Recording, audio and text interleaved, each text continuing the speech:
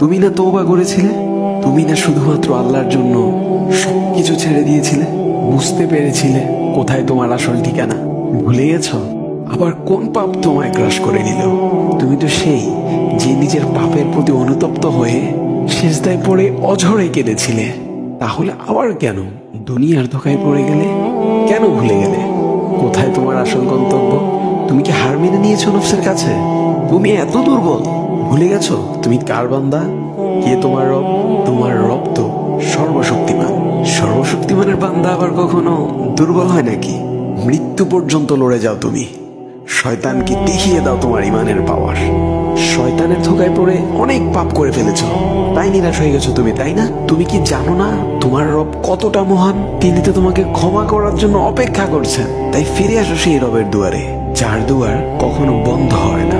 ভিডিওটি ভালো লাগলে একটি শেয়ার করে দিবেন, হয়তোবা আপনার একটি শেয়ারও কারো হেদায়েতের উসিলা বনে যাবে।